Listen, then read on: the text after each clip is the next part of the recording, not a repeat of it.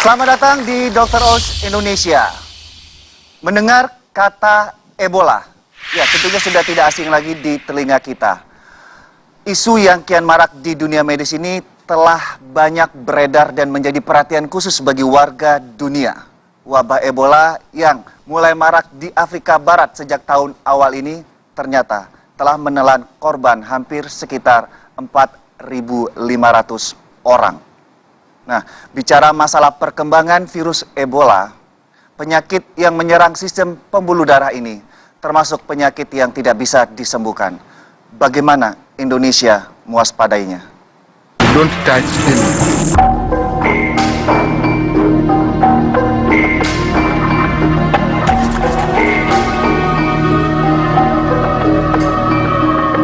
Virus Ebola adalah salah satu jenis virus yang berasal dari gen Ebola virus. Virus yang juga dikenal dengan EVD atau Ebola virus disease ini paling banyak menyebar di negara Liberia, Guinea, Nigeria, dan juga Sierra Leone. Virus Ebola berasal dari hewan liar dan menyebar pada manusia melalui kontak langsung dengan mereka yang terinfeksi. Sebegitu banyak tenaga medis dari berbagai negara dikirimkan untuk menangani masalah ini. Namun tetap saja masih banyak korban yang berjatuhan. Meski virus ini merebak di tempat yang jauh dari Indonesia, namun bukan alasan untuk mengabaikan virus berbahaya yang satu ini. Bahkan kini muncul kabar bahwa salah seorang warga Indonesia kini dicurigai terkena virus yang mematikan ini. Benarkah Indonesia perlu waspada Ebola? Lalu bagaimana bentuk keamanan yang tengah dilakukan oleh pihak yang terkait? Ya, virus Ebola bagaimana dengan Indonesia? Tapi sebelumnya alangkah baiknya kita mengerti dulu apa sebenarnya virus Ebola ini. Bersama saya sudah ada Dr. Ari Faryalsyam. Apa kabar, Dok? Baik. Ya, kami sudah membaca beberapa tulisan dari Dr. Ari mengenai virus Ebola, terutama di media cetak. Ya, tapi sebelumnya mungkin masyarakat kita lebih ingin mengetahui lebih banyak sebenarnya awal dari virus ini. Banyak berita yang beredar itu dari beberapa hewan, contohnya kelelawar, gorila, kera. Nah, ini sistemnya adalah manusia mengkonsumsi daging atau kontak dengan cairan. Menurut Dokter Adi gimana, Dok? Jadi memang pertama kali kita ketahui bahwa virus ini ditemukan tahun 1976 waktu itu ya di Afrika. Dan virus Ebola ini kenapa berbahaya? Tadi angka kematiannya cukup tinggi, sampai dengan 100% sebutkan demikian. Bahkan menurut Badan WHO mengatakan apabila seseorang terinfeksi virus Ebola, angka kematian hampir 90%. Ya betul, jadi pada beberapa tempat itu sampai tadi ada yang 30%, 40% ya, jadi cukup tinggi. Itu yang menyebabkan ini begitu berbahaya ya. Diketahui juga ternyata orang yang tertular itu di awal-awal juga katanya habis memakan binatang tersebut, jadi yang sudah terinfeksi. Nah, gitu terinfeksi hewan ini, dari mana hewan ini terinfeksi, Dok? Kalau dari informasinya aja. Ya, jadi kan ya, ini mungkin udah perjalanannya lah, bahwa virus ini hidup di hewan tersebut. Nah, suatu saat menularkan kepada manusia. Baik itu dari darahnya, ya daging tentu ada darah di situ, dari kotorannya sendiri, begitu ya. Nah, itu yang bisa menyebabkan seseorang tertular. Ada dokter-dokter yang tertular, kemudian juga ada perawat yang tertular, yang merawat penderita tersebut.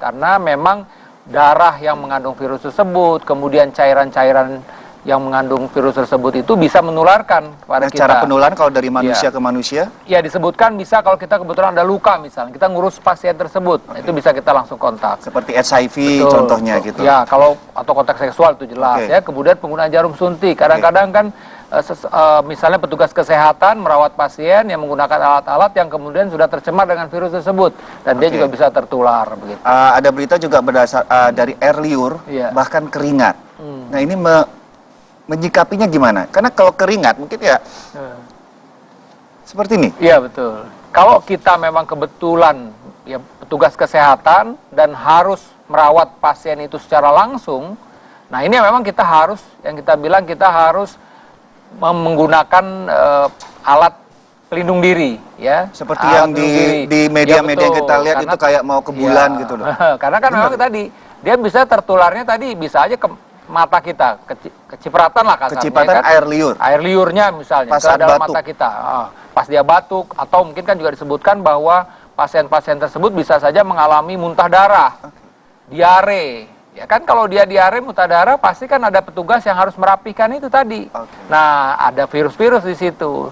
Nah, oleh karena itulah memang harus menggunakan pelindung diri ya. Ya, dari proses masa inkubasi virus di tubuh penderita, biasanya ini kan akan muncul beberapa sindrom atau gejala. Ya. Mungkin kita kuatkan dengan gambar di sebelah, Dok ya. Ya.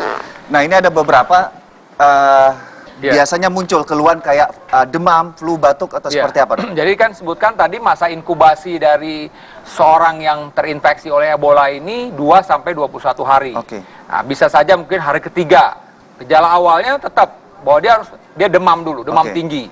Ya, demam tinggi, ya sakit kepala, kemudian juga nyeri-nyeri sendi, ya nyeri-nyeri sendi, ya seperti flu like syndrome lah, sakit tenggorokan gitu. Nah, kemudian karena tadi si virusnya langsung sudah menjalar ke organ tubuh kita, ya terutama tadi sistem darah kita, ya pembuluh darah kita, termasuk juga pembekuan darah, timbullah gejala-gejala manifestasi akibat perdarahan tersebut terganggu tadi. Jadi mulai misal dari ya mata merah, conjunctival bleeding kita bilang ya, perdarahan yang daerah sininya ya, merah di dalam yang putihnya ini merah ya, karena ini manifestasi perdarahan ya.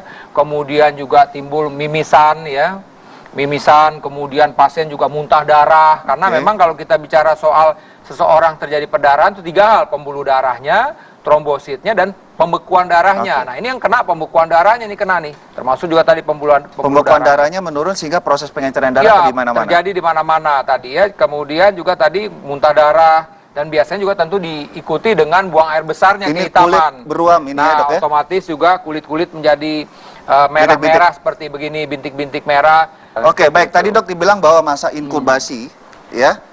Masa inkubasi mulai hari kedua, hari ke-21. Nah, hampir beberapa data dari masa inkubasi ini angka kematian biasanya dimasuk hari keberapa. Ini mah bukan kita mengkhawatirkan masyarakat, tapi kasus ini menurut WHO hampir 90% angka kematian. Iya, jadi memang angka kematian ini menjadi tinggi tentu setelah manifestasi perdarahan terjadi. Nah, biasanya memang kalau artinya kalau kita menghadapi pasien lah ya dengan suatu gangguan perdarahan, bintik-bintik merah, perdarahan, muntah darah, ya mimnya itu bilang udah berat itu. Dan biasanya sudah terjadi multi organ failure. Jadi kegagalan organ sudah terjadi di mana-mana. Nah, itu yang boleh dibilang bahwa kemungkinan untuk hidupnya menjadi lebih kecil lagi. Saya kombinasi dengan artikel Dr. Ari waktu itu.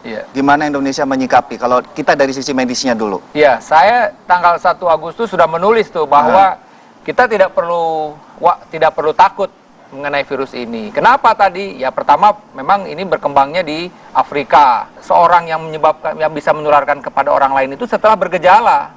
Jadi kalau dia masih masa inkubasi dia belum menularkan kepada orang lain. Berarti proses pencegahan itu sangat istilahnya kita butuh kerjasama. Betul, ya tidak hanya di rumah sakit, tapi ternyata yang namanya wabah Ebola ini kan walaupun ada satu yang saya kutip tidak menular melalui udara, tapi air liur.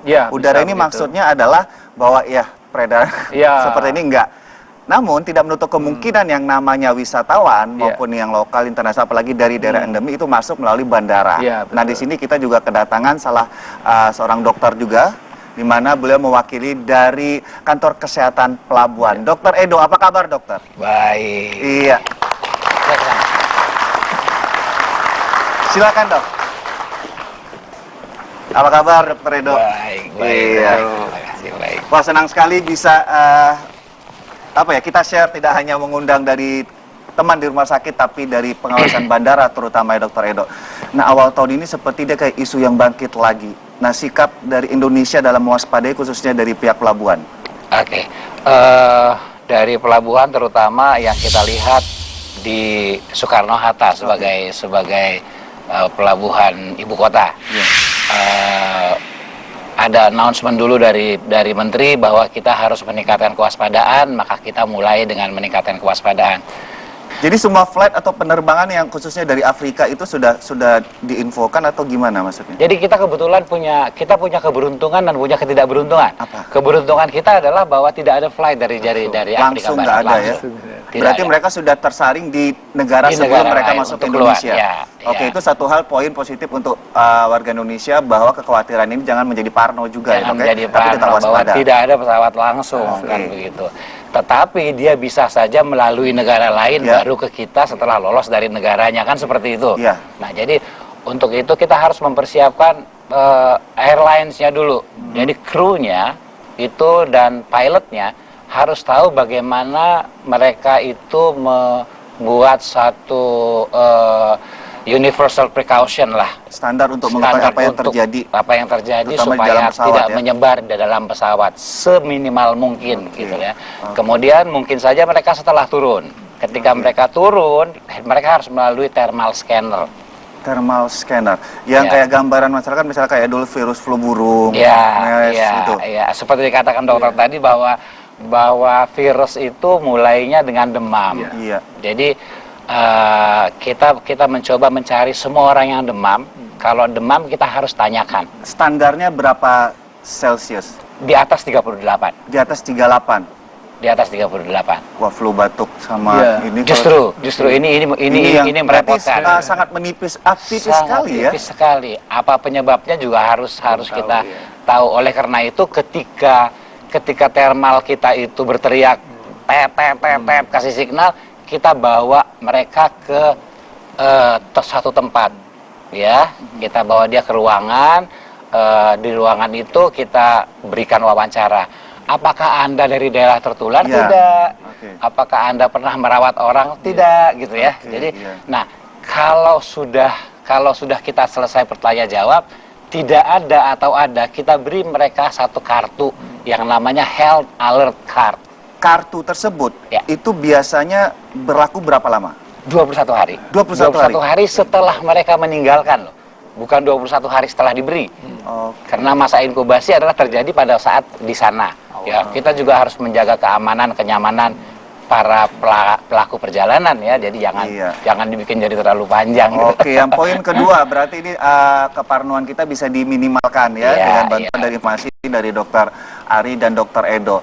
Di ujung sana tuh saya lihat dulu nih Dokter Yama, Dokter Edo, bintang tamu kita di Gading Martin dengan pakaian cerahnya. Di samping keparnoannya mungkin agak sedikit lega ya Gading. Apa kabar Gading? Baik dok. Ada pertanyaan Ding. Enggak, Karena di sebenarnya- belakangmu itu selain perawat-perawat juga petugas rumah sakit. Oh saya pikir saya salah supporter bola dok. Saya orang sendiri. Halo mbak. Ih gemes. Sehat Ding, ada banget nih, dok, pertanyaan sehat, Ding. dok. Iya. Iya dok, kalau saya mau nanya tentang Ebola ini Boleh. biasanya Ya. pasien tuh bisa bertahan berapa lama sih? Dan katanya saya sempat dengar kalau udah meninggal pun masih bisa menularkan gitu ya. Katanya sih seperti itu. Jadi memang betul ya pertanyaannya Mas Gading tadi ya, bahwa artinya dalam keadaan sudah dalam jenazah itu ada kemungkinan virusnya tuh masih ada di situ. Oleh karena itu memang harus memanage si korban tersebut juga dengan kehati-hatian. Lebih bahaya buat untuk orang-orang yang mengurus Petugas mayat, medisnya. atau- Iya. Seperti Iya. itu ya. Nanti kita sambung lagi, Ding. Ya bagaimanapun terima kasih buat Dokter Edo atas informasinya, ini sangat berharga karena hampir seluruh masyarakat Indonesia menggunakan fasilitas yang namanya bandara. Ya. Miskomunikasi atau miskom ini menambah keparnoan ya, takutnya jadi malah kacau. Nah, ada satu isu lagi yang akan kita bahas di segmen selanjutnya. Ini mengenai gambaran bahwa ada penderita Ebola yang meninggal lalu bangkit lagi. Sejauh mana isu ini kebenarannya? Sesaat lagi di Dokter Indonesia.